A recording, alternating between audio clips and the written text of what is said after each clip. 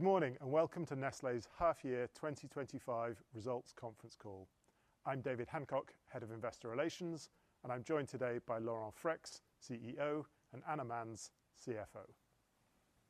Before we begin, please take careful note of the disclaimer on page 2 of our presentation. So for the agenda today, after Laurent shares the key messages, Anna will take us through the results in detail. Then Laurent will provide an update on our strategic progress. We will then open up for Q&A. And with that, I'll hand over to Laurent. Thank you, David, and good morning to all. We delivered a good performance in the first half of 2025 in a difficult environment. Thanks to the focus of our teams, we are continuing to execute our strategy and transform our business. Our growth foundations are improving, and we are beginning to see the results. Looking ahead, we have maintained our guidance for 2025 despite increased headwinds, and we remain confident in delivering our medium-term guidance. In the first half, organic growth reached 2.9%. This reflects broad-based sales growth across geographies and categories, with a slight improvement in Q2 compared to Q1. We delivered a solid UTOP margin as we increased investment and faced COGS and Forex headwinds. These results demonstrate our ability to manage short-term dynamics while staying focused on long-term value creation.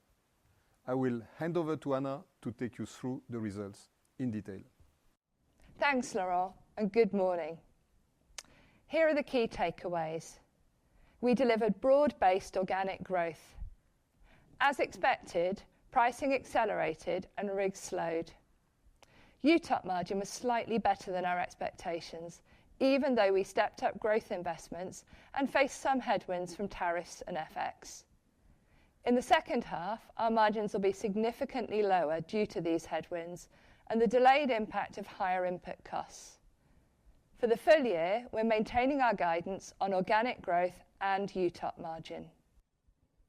We delivered 2.9% organic sales growth in the first half, with RIG of 0.2% and pricing of 2.7%. Sales were negatively impacted by foreign exchange movements, especially in Q2, when the Swiss franc strengthened by 10% against the dollar and similar amounts against other currencies. Turning to sales growth. As expected, pricing accelerated and RIG has slowed during the half. Pricing improved across all of our categories in the quarter. The largest increases were in confectionery and coffee in response to input cost inflation. Most of our price increases took place during Q1, so Q2 saw the full benefit. On RIG, there were two main drivers of the deceleration in Q2.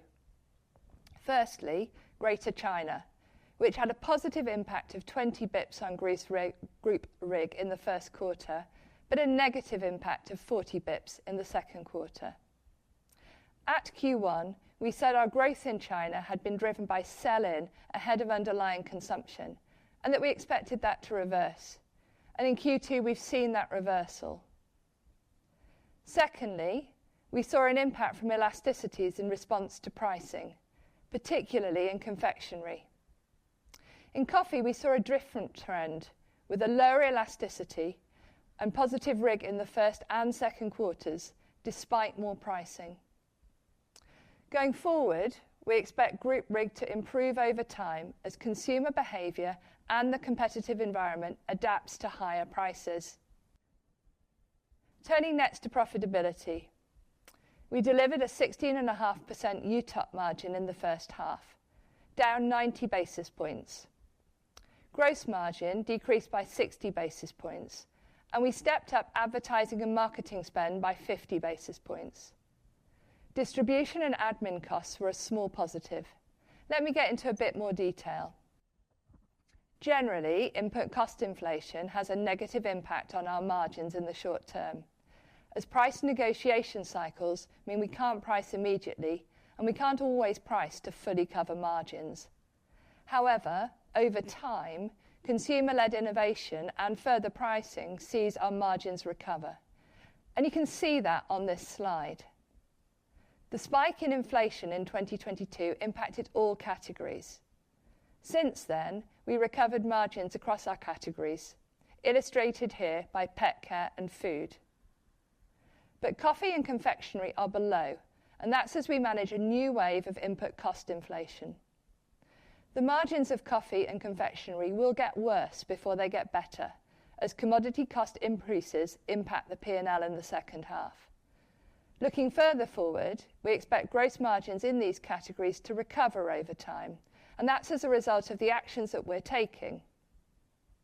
The pace of that recovery will depend on what happens with commodity prices. Turning back to this year, gross margins declined 60 basis points in the first half against the same period last year.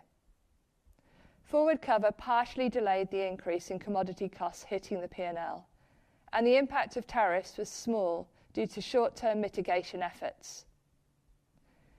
In the second half, we'll see a larger reduction in gross margin as the impact of commodity costs and tariffs increases. We said we would step up investment in our brands. Good progress in our brand value proposition has meant we've done this faster, and A&P reached 8.6% of sales in the first half. Our Fuel for Growth programme is delivering efficiencies. That's allowing us to achieve more consumer impact from our spend. We're on track to reach our planned increase in marketing intensity earlier than expected and at a lower cost. So given the efficiencies, we expect second half A&P as a percentage of sales to be similar to the first half. At the full year results, we said that we'd secured over 300 million Swiss francs of Fuel for Growth savings for the year. In the first half, 150 million of those savings were recognised in the P&L.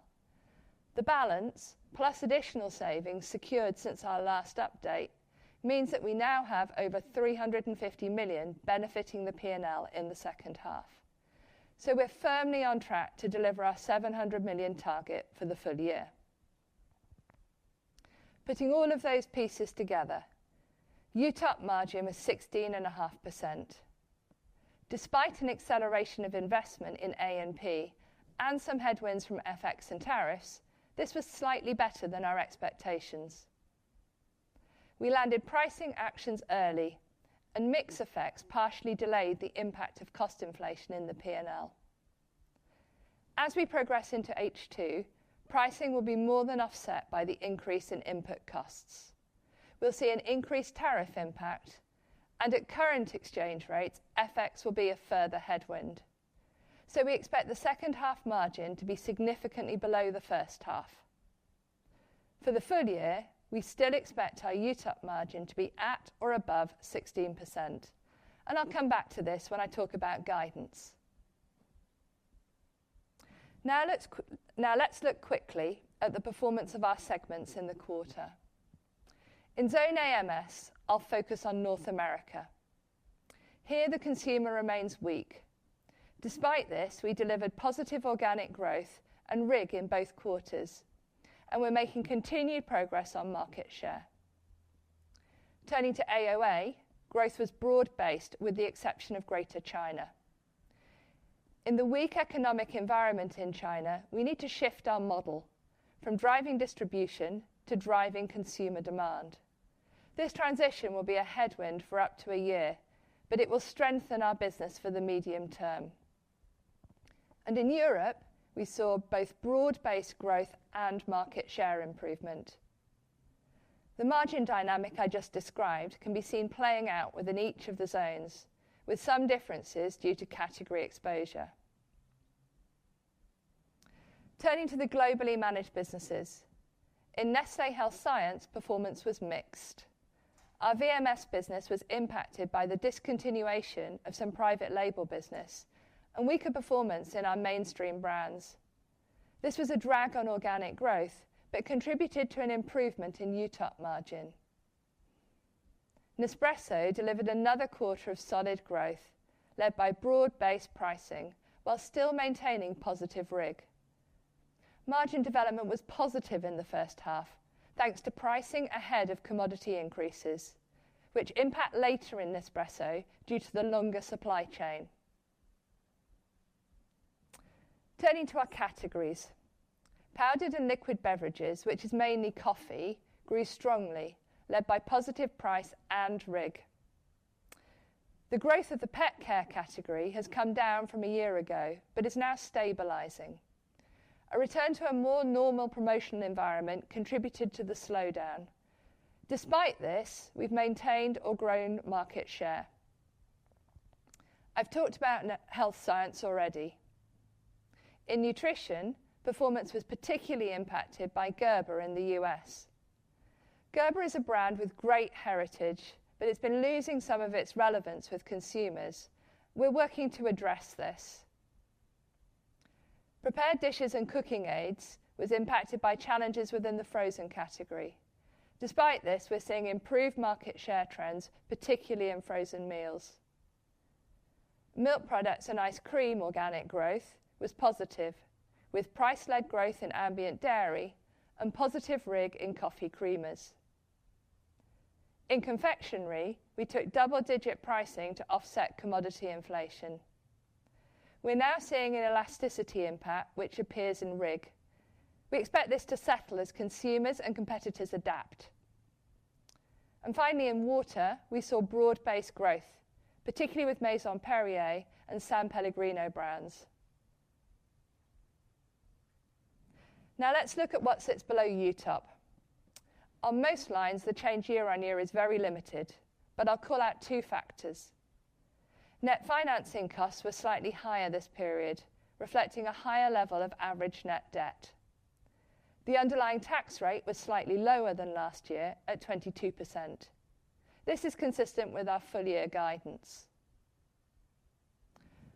On the drivers of EPS, I've already talked about operating profit, interest and tax. On share buyback, we completed the programme in December, so there's still some benefit to EPS in H1 from the lower share count versus last year. However, this was more than offset by the significant adverse FX movement. On free cash flow, just a reminder that this is typically seasonally weaker in the first half, with much stronger cash generation in H2. On top of this normal seasonality, there were three main elements impacting cash flow this year. EBITDA was lower, reflecting the margin reduction as we invest for growth, and the FX headwind. On working capital, we had a higher negative impact in the first half of this year, mainly reflecting a higher cost of inventory. And these were partially offset by a reduction in CapEx. As normal, net debt increased in the first half due to the payment of the dividend in April. Partially offsetting this, our net debt balance benefited by 2.5 billion from the strengthening of the Swiss franc. Turning finally to guidance. We're maintaining our full-year guidance despite increased headwinds since the beginning of this year. Organic sales growth is expected to improve compared to 2024, strengthening as we continue to deliver on our growth plans. The UTOP margin is expected to be at or above 16% as we invest for growth. And this includes the increased negative impact from tariffs currently in place and today's foreign exchange rates. While we're continuing to execute with focus, there is obviously macroeconomic and consumer uncertainty. As we navigate these headwinds, I want to be clear that we won't compromise on investing for the medium term. And with that, I'll hand back to Laurent to discuss our strategic progress. Thanks, Anna. We have clearly set out our strategy to accelerate performance and to transform for the future. To drive growth, we are accelerating our categories and improving our market share. We are doing that through implementing the Nestle Virtuous Circle, delivering efficiencies and investing to drive profitable growth. We are also simplifying our organization and digitally transforming our end-to-end processes. In doing this, we are leveraging Nestle's scale, single ERP core, our enterprise data foundations while expanding our AI platforms. This will further support us in improving execution, allowing us to run the business with greater agility and precision. As I will show on the next few slides, we are implementing this strategy and it is bringing results. Driving growth starts with generating the fuel for investment. We are on track for the 700 million Swiss francs in 2025 in our Fuel for Growth program. I told you that procurement was the most important source of efficiencies. In the first half, we generated hard savings from rolling out AI tools to review invoices, from increased use of e-auctions, and from deploying global specifications catalogs. Looking ahead to the second half of the year and beyond, we will drive further procurement gains and start to deliver savings from operational efficiencies and improvements in commercial investments. Investing this Fuel for Growth is not just about spending more on marketing. We are reinforcing our value proposition across 4 pillars: unrivaled product superiority, unbeatable value, unmissable visibility, and unforgettable brand communications. Let me go through 2 examples. On product superiority, we are stepping up our focus on ensuring we have the best tasting products. We are bringing back discipline in how we test them with consumers. Across 22 to 24, we tested 60-40 taste preference in less than a quarter of our top selling products that account for half of our sales. By the end of this year, we will have tasted 2/3 of these products, reaching 100% by this time next year. And of course, if we find products where we do not have taste preference, we will be acting quickly to correct that. To achieve unmissable visibility, we are enhancing product performance across online channels. The digital shelf score tracks availability, discoverability, and attractiveness, 3 critical dimensions of execution, enabling faster interventions and more consistent retail performance. Finally, all 4 pillars are being enabled and scaled through the use of data and technology, ensuring we drive precision, speed, and measurable impact across the value chain. We have talked about how we will drive growth through accelerating our categories and improving our market share, and the different ways we are doing this. With our 6 global big bets, we are following a fewer, bigger, better approach, concentrating our resources behind a small number of innovations and rolling them out at scale much faster. In the past, we would typically take an innovation to a handful of markets over the first couple of years. This has changed. Across our 6 big bets, we had 65 market launches in the first half of this year. This is driving impact. In the first half of 2025, we have reached 200 million Swiss francs of sales with these 6 big bets. In parallel, we have taken targeted actions to improve underperforming businesses, focused around gaps in our 4Us value proposition. The impact can be seen in the improvement of our market share trends. The aggregate growth gap to market for the 18 key underperforming business sales has reduced by 1/3, with most of the business sales improving their performance versus category. Take Coffee-mate creamers in the US as an example. We resolved capacity issues, adjusted pricing, increased innovation, and reset shelves. Distribution is up, consumer engagement is back, and market share is improving.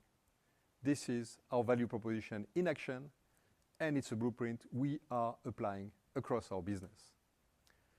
Greater China is our second largest market after the US, and we have a great business there. With a strong local presence, it continues to offer significant long-term potential.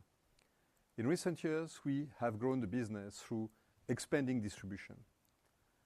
The model has become challenged in a weaker economic environment. To deliver sustainable growth, we need a different approach. One of the first changes I made to the organization when I took over as CEO was to bring Greater China back under Zone AOA to drive greater alignment and strengthen governance. Following that move, we have also changed the leadership of the Greater China business. In March this year, I visited China to meet with our teams, our customers, and our partners. The visit reaffirmed my belief that speed and agility are critical to win in this market. The new team will focus on driving growth through delivering our complete value proposition. We are confident in our ability to rebuild momentum and capture the potential of the market. Nestle Health Sciences has built a leading position with a diverse portfolio of brands across VMS, active nutrition, and medical nutrition. VMS is an attractive category with clear growth drivers. To us, the highest potential is at the premium end. Going forward, in VMS, we'll focus on our global premium brands such as Garden of Life, Solgar, and Pure Encapsulations, where our capabilities in science, innovation, and brand building give us a distinct competitive edge. We have launched a strategic review of our mainstream and value VMS brands, including Nature's Bounty, Osteo Biflex, Puritan's Pride, and US Private Label, which may result in the divestment of these brands.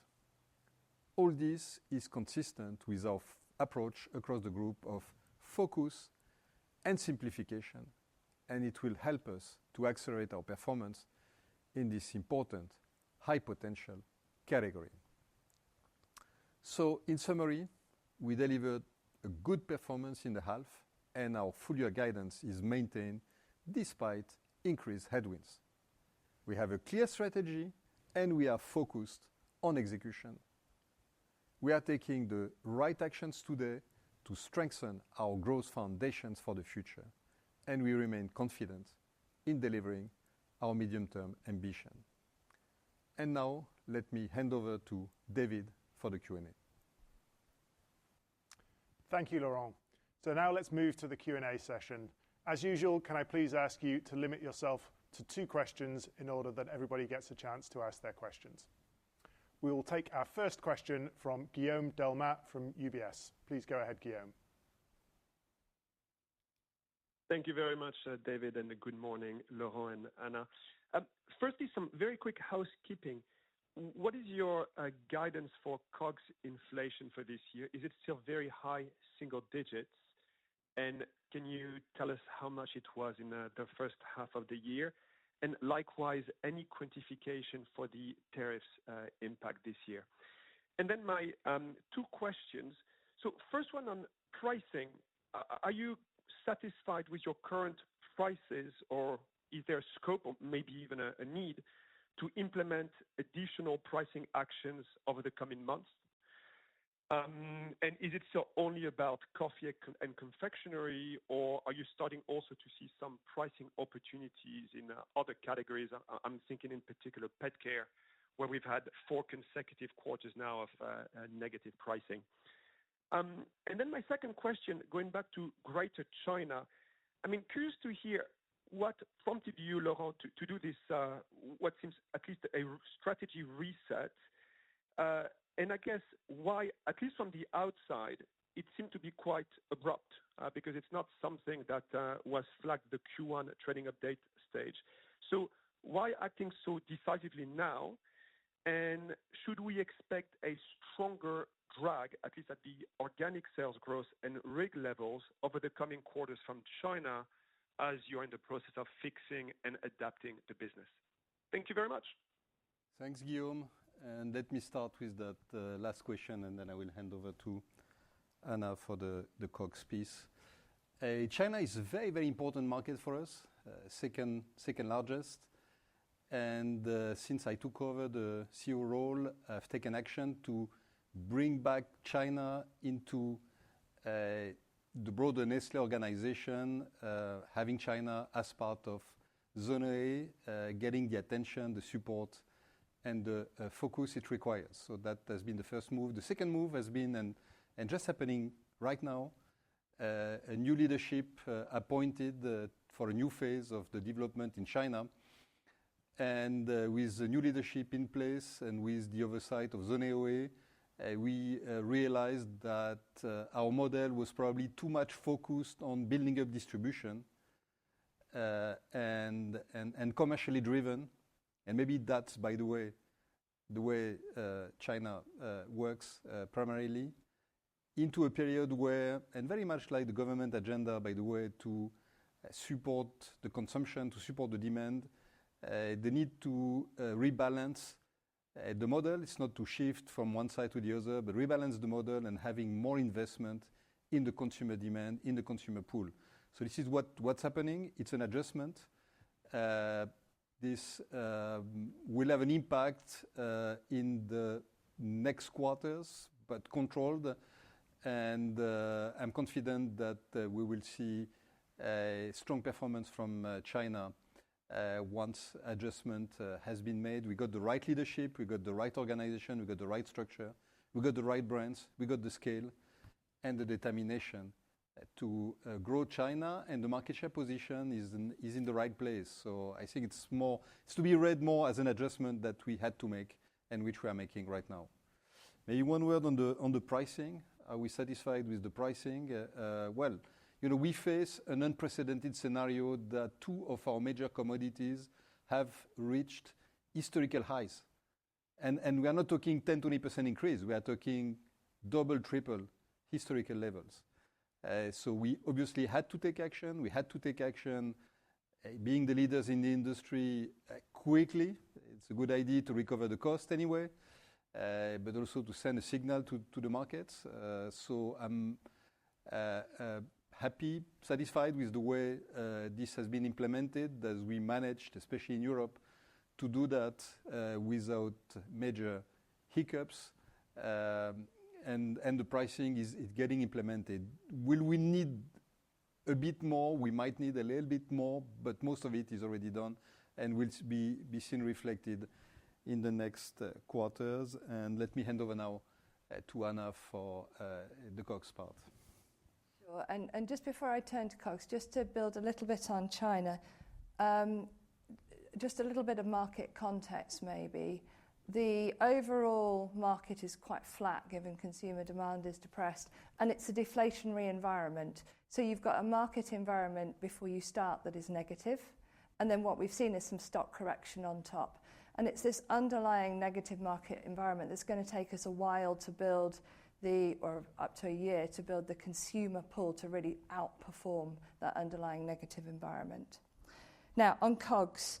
So we said at the full year that our COGS guidance was high single digit, and that on top of that we had then the benefit of efficiencies that would offset that, the billion plus that Francois has always talked about delivering year on year, plus the benefit of Fuel for Growth. And that was how we framed our COGS guidance at that time.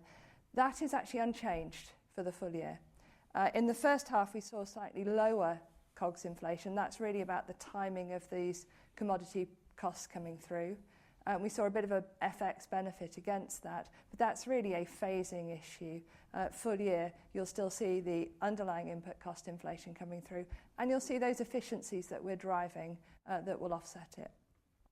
And on tariffs, small impact in H1, and that's really because we worked hard to mitigate the impact. As I look at the full year, think about tariffs as a couple of tens of basis points impact for the group. Thank you very much. Thanks, Guillaume. We'll take our next question from Victoria Petrova from Bank of America. Go ahead, Victoria. Thank you, David. Thank you, Laurent and Anna.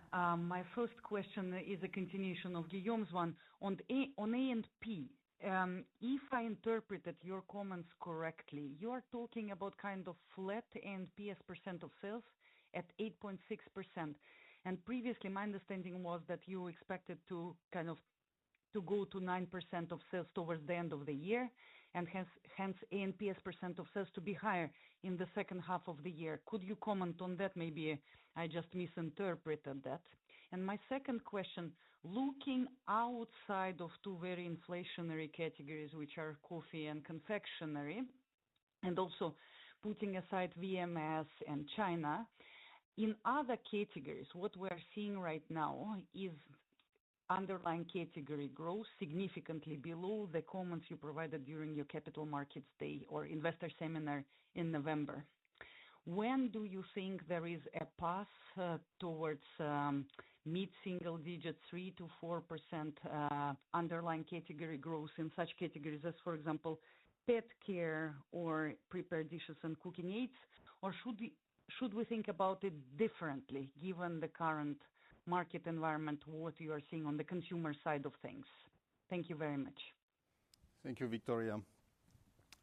On the A&P, I just would like to highlight that the strategy is at play. It works.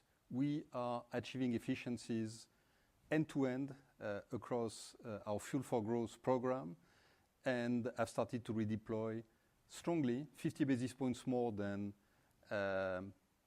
last year in a challenging market environment with inflationary pressures. So we are doing what we said we would do, and we see the impact. We had Q2 at 3%. So we were talking the 3 to 5. Well, we are at 3% in Q2, despite the hiccup in China, and while we were comparing with the strongest quarter last year. So, I think in relative terms, the momentum is there. Q2 better than Q1, better than Q4.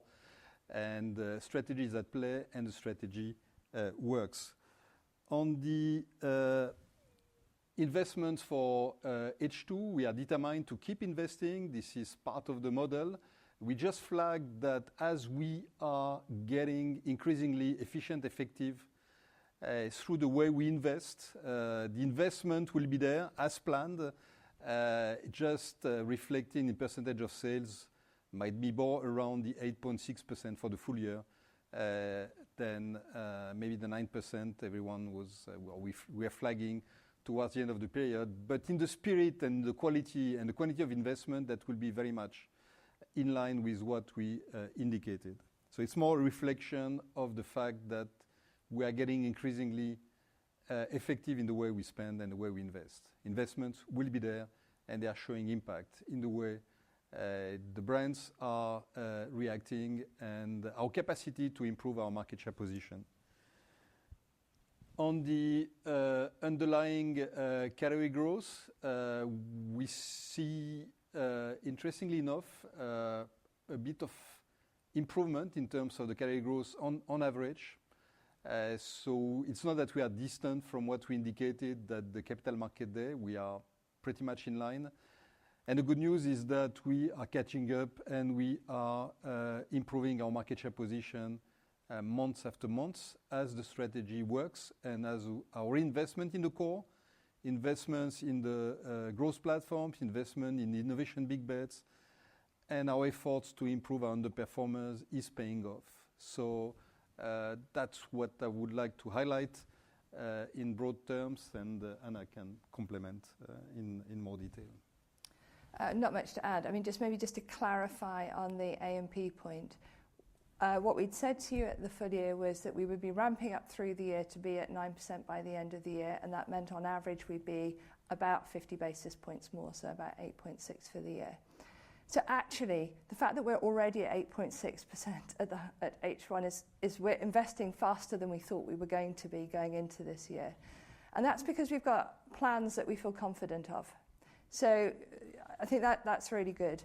We're still ramping up to the 9% in intensity terms, so the activity is still ramping up. But because we're starting to see those efficiencies flow through from Fuel for Growth, the actual reported number for the second half will be similar to the first, because you've got sort of 30 basis points or so of efficiencies coming from Fuel for Growth. So good progress, actually, I think, on the A&P point. I think that's the only build I've got. Great, thank you. Thanks, Victoria. The next question comes from Warren Ackerman at Barclays. Please go ahead, Warren. Yeah, good morning, Laurent, Anna, David. I've also got one housekeeping and two questions. The housekeeping one, there's lots of market share numbers thrown out in the deck today, but can you tell us what percentage of your portfolio globally is holding or winning share? That's the housekeeping. And then my two questions are, firstly, for Anna, on free cash flow, Anna, it's kind of halved in the first half to around 2 billion. You've got working capital build.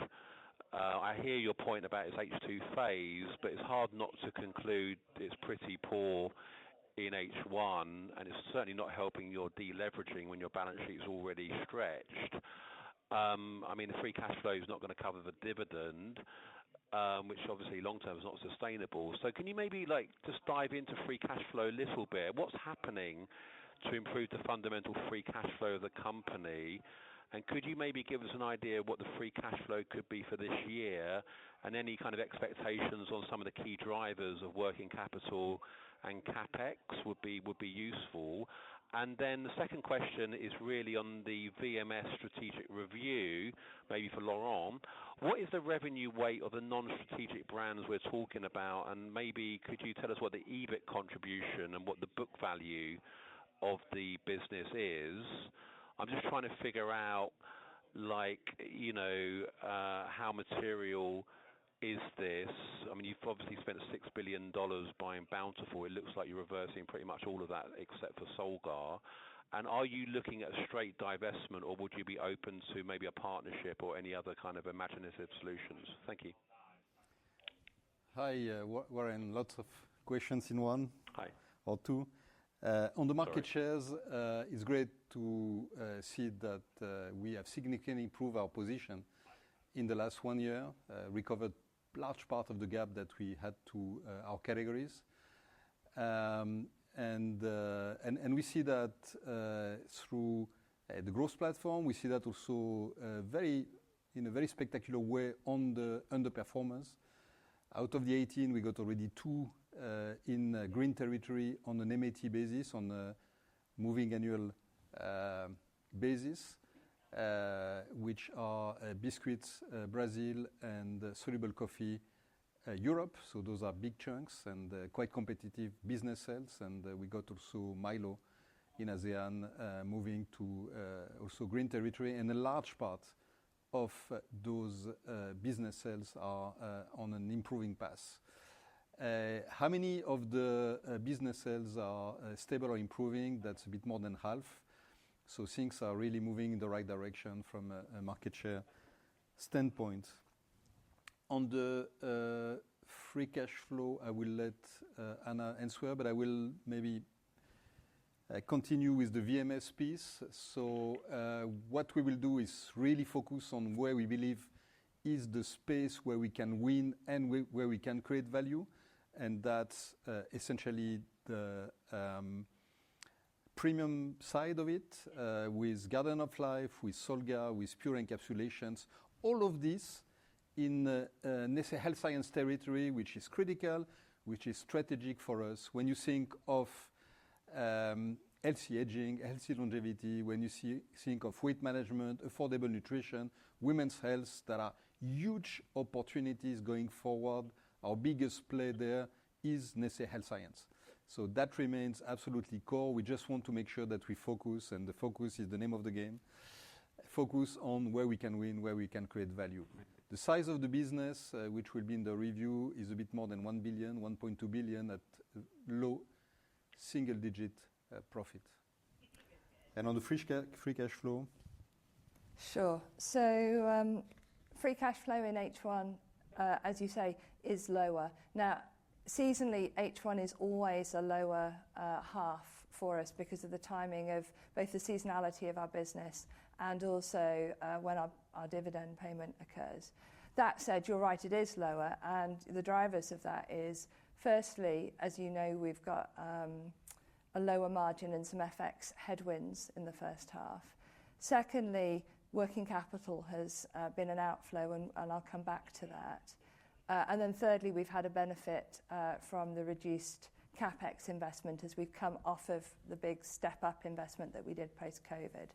So really the thing that has flattened our cash flow or reduced our cash flow a little bit in the first half is working capital. A couple of things going on there. Commodity costs are feeding through to working capital, and so that's why you see it a little bit higher in the first half.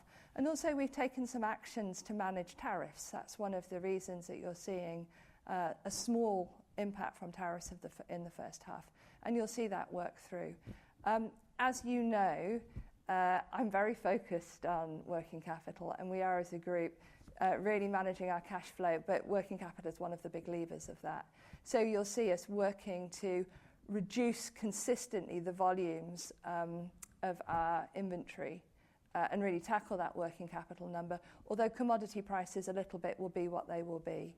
And in terms of the full year cash flow, I think we said it when we guided at the beginning of the year that cash flow would be a little bit lower this year because we wouldn't see the levels of working capital improvement that we saw previously.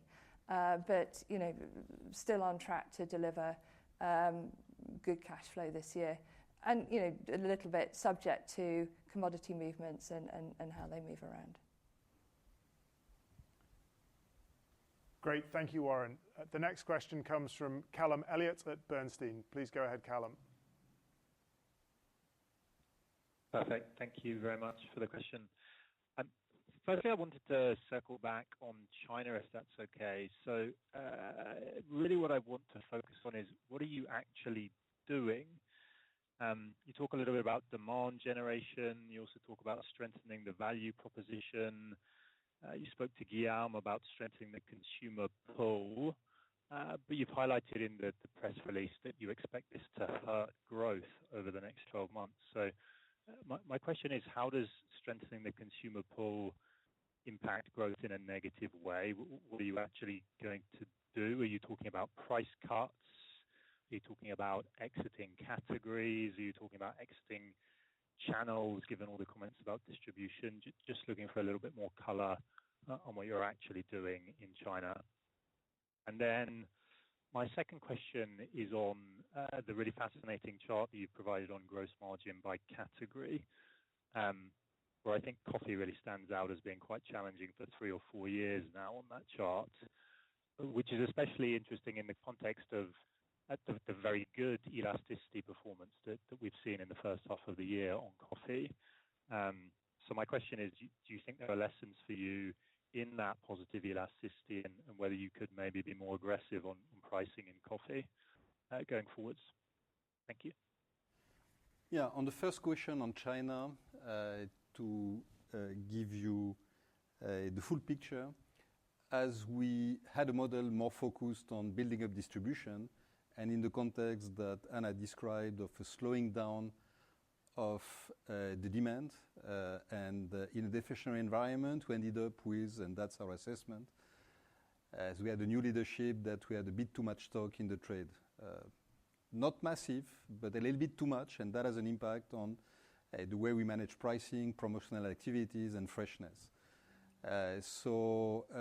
Hence the willingness to rebalance. Of course, distribution is very, very important in a China context, but we need, and again, that's a silver lining in China, we need to activate more the consumer side. We need more consumer pull. We need to strengthen our value propositions. And this is what we have started to do, normalizing also the levels of stocks in the trade and moving from a push model to a pull model. That's to make it simple. What we'll be doing, nothing dramatic, but an adjustment that is necessary and that will position us well to win in the China context for the long term.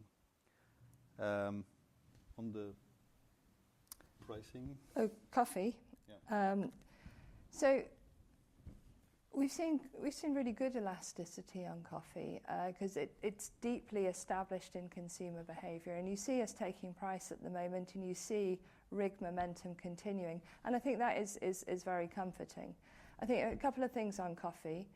Looking forward, you'll see us continue to do what we've done actually across all of the other categories, which is to innovate into those right consumer price points at the right margin levels, and continue to take price appropriately whilst maintaining medium-term consumer penetration.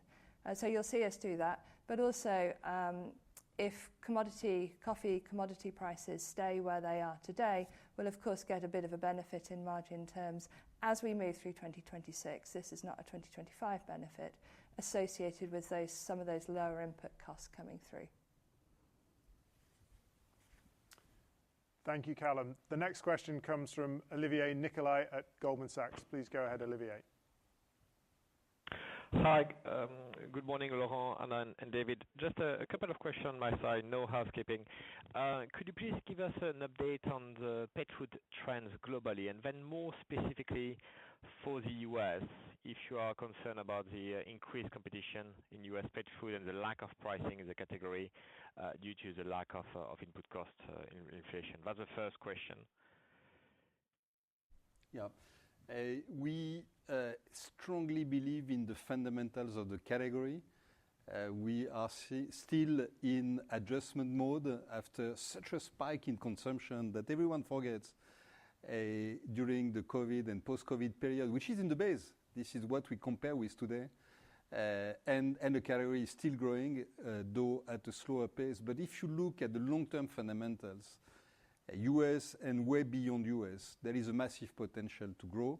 Population is aging. There are less babies, unfortunately, and more pets, fortunately for pet food business.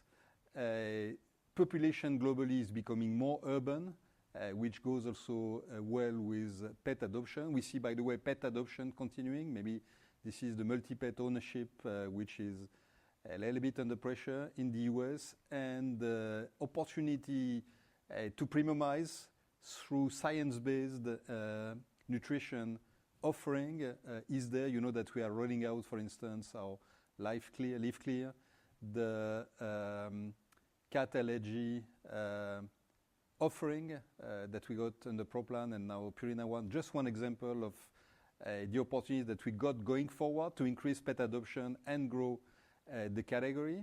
And calorific coverage is a massive opportunity in Asia, in LATAM, in most markets actually, including the US, where it's around 80%, so still some potential to grow. So the fundamentals, we should never forget the fundamentals. The fundamentals are extremely solid. And yes, you're right, there is little pricing because there is little input cost inflation. So we got, interestingly enough, coffee and cocoa much impacted, but pet care very little impacted, if any impact. And as we got more capacity, like the rest of the industry, by the way, we can promote again, and that has an impact also on the pricing dynamics. But fundamentally, the category is healthy, and you will see the category returning to healthy levels of growth. If there is so much interest in the category, so many investments, it's because it's fundamentally healthy, offers tremendous potential for growth going forward. And two thoughts. And just a quick question, slightly perhaps more personal, but you celebrated your birthday recently. What kind of reinsurance you could give to investors who want you to be CEO of Nestle for the long term and well beyond 65? Nutrition, you mean? Not on your age. My age. Look, it's a question that has been coming a few times. It's a question that I had with the board. Being a board member, there is no limit. 65 is not a limit, and provided the board wants me to stay, which seems to be the case, and if conditions permit it, I'm there for the medium long term. Very clear. Thank you. Thank you, Olivier. Yep. The next question comes from Jeremy Fialko from HSBC. Your line's open, Jeremy. Hi, morning. So just a couple of questions from me. So I think the first thing that would be very useful is just to get some clarity on the moving parts for RIG in the second half, and the extent to which you can be sort of confident that that will be positive in the second half. And then the second thing is, I know it's a little bit far out, but just thinking on 2026 margins, clearly your sort of 16.5 H, you're going to be somewhere in the upper part of the 15s in H2. And so that seems to be implying some sort of a drag as we get into next year? Or actually, do you think there is scope for the margins to sort of sequentially improve? That will be a bit of a nadir.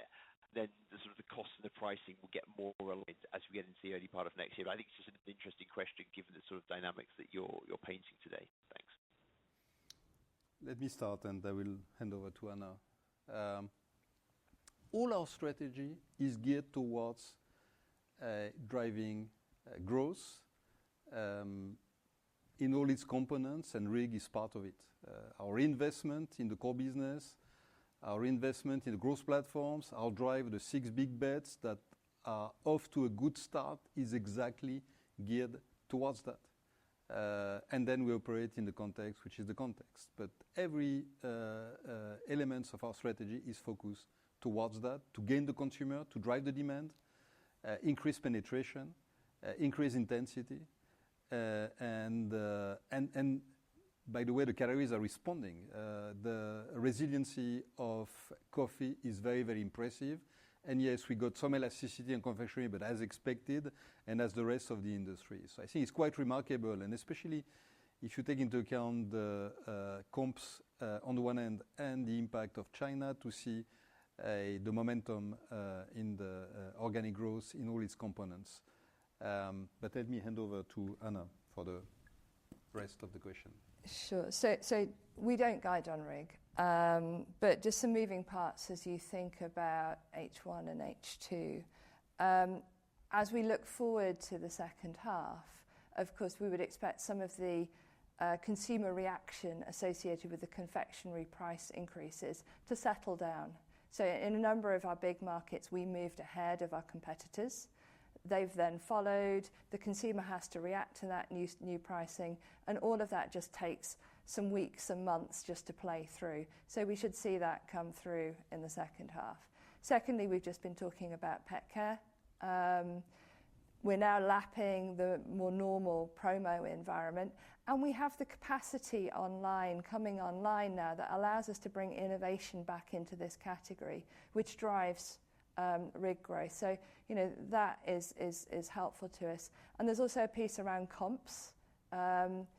We're lapping some quite high comps in Q2, less so as we move into the second half. So those are just some of the moving pieces, as well as all of those actions that Laurent has laid out that we're really driving to focus on improving our share position, driving those big bets, and really growing our categories. So we would be looking to drive RIG over the medium term. In terms of 2026 margins, again, it's too early to get into 2026 margins, but there are a few moving parts that should shape how you think about it. Firstly, as you see, we're perpetually taking action to improve our margins through innovating into the consumer need at the right margin level, and through adjusting our prices where appropriate against that consumer opportunity. And that will continue to help us from a margin perspective. Now, if you look at where commodity costs are today, particularly on green coffee and a little bit on cocoa, they've come down. And that, if they stay at this level, will start to give us a benefit as we move through 2026. Of course, we don't know what other commodity costs will do yet, but just, as I look at where we are today, that should be helpful as we move into 2026. And of course, you see the work that we're doing on cost efficiency and what we've laid out with Fuel for Growth. There is absolutely no let up there. And we're very focused on driving those efficiencies again, which should be helpful to margin. Okay, thanks very much. Thank you. The next question comes from Celine Pannuti from JP Morgan. Please go ahead, Celine. Yes, good morning. Thank you for taking my question. So first one, you mentioned there was increasing macro headwind you were flagging. Can we go through maybe the key regions where you are seeing this increased headwinds? That's my first question. Yeah, so maybe talking about the consumer sentiment, because I think this is what matters the most. And it's not completely new. We come from 24, where we had already a subdued consumer environment. So it's more of the same, with a bit more uncertainties in North America. We see, of course, the ripple effect on LATAM, which is much connected to it. And we see remittances that for the first time in years have declined, and this is pure consumption. We see Europe surprisingly resilient, although we got consumers seeking value and looking for promotions logically, given the context. And when it comes to Asia, to focus maybe on the two main geographies, we see a bit better India and China, which is a bit under pressure when it comes to consumption for the reasons that Anna flagged earlier. Thank you. And then maybe coming back to North America, can you talk about your market share position in key categories? Obviously, you're doing quite well in creamers, but can you talk about the competitive performance there? Yeah, I think globally speaking, the momentum is back and performance is improving. You saw the creamers. We got solid positions in pet care. Coffee is also in a good place. We see improvement in the food part of the business. Where we got some challenges is the nutrition part with Gerber, but we are on top of it, addressing it with an end-to-end perspective. So globally speaking, I would say we got a much more competitive North America in most its components. Maybe exception would be the nutrition piece. Thank you, Celine. And just to North America, are you expecting more? Are you seeing big retailers? How do you feel about the stock levels? And how you think that the retailer behavior is evolving? Stock level is okay. We would have flagged if we would have any issue there. And on the retail environment, super competitive, obviously. We see fragmentation of the channels. We see the dynamic behind e-commerce, and we are, of course, on top of it.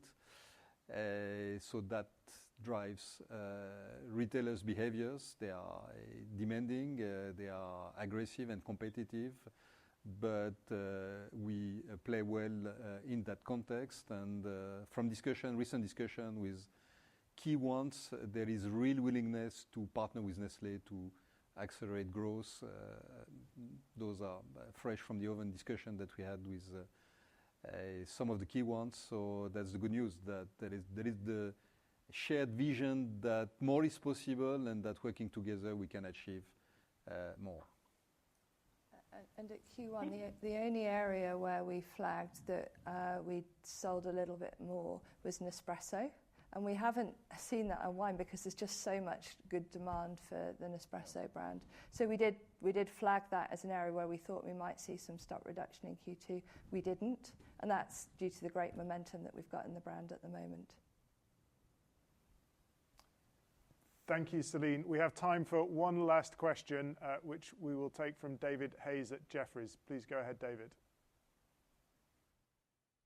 Thanks, David. Good morning, all. So two from us. Firstly, just on the margin guidance, I know before you were talking about direct impacts of tariffs. That has been dropped as wording. So is that just a reference to FX or the other indirect tariff impacts that are still not included in the guidance, or is that now sort of fully taking into account all factors as you guide today? And then secondly, just coming back to the free cash flow. From a working capital perspective, reverse factoring or vendor financing was up 1.5 billion, I think, last year. Is that something that you've still got capacity to continue to increase to help working capital, or is that actually something which maybe is slightly coming down because of the big increase that you saw during 2024 to help working capital metrics? Thank you. So on the guidance wording, so at Q1 we talked about the direct impact of tariffs, meaning the tariffs that were hitting us as opposed to FX and any potential consumer slowdown that could possibly come as a result of a changed economic environment because of tariffs.